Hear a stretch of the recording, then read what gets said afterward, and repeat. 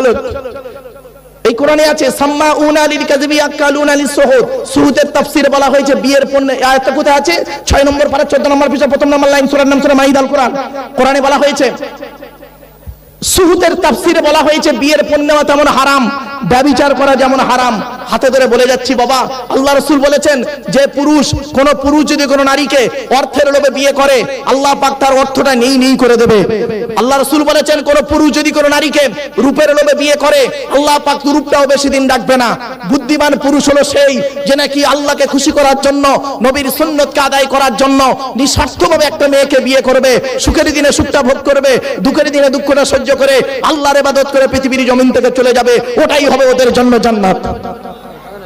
অনুরোধ করে বলে যাচ্ছি, সব থেকে একটা ভালো লেগেছে আজকের, আমি ইউটিউবে দেখছিলাম, আমার ম্যানেজার, ক্যাশিয়ার ওরাই সব বলছিল যে হুজুর এই দেখেন, এই এখানে 10টা সন্তানের, কন্যা সন্তানের বিবাহ দেওয়া হয়েছে, তাই তো নাকি বাবা? আমি ভুল শুনেছি নাকি? ঠিক শুনেছি তো?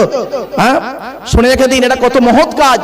এর আলোচনা কোনোদিন সময় পেলে আমি ডিসকাস করে দিলাম। বিবাহ, বয়হস্যই বয়াকার হ, বয়হস্যই বিবেক, বয়াকারে বাহন, হ দিয়ে হলো হৃদয়। এই 3টে শব্দের ব্যাখ্যা খুব ব্যাপক আলোচনা। যাই হোক, খুব অত্যন্ত ভালো কাজ বাবা।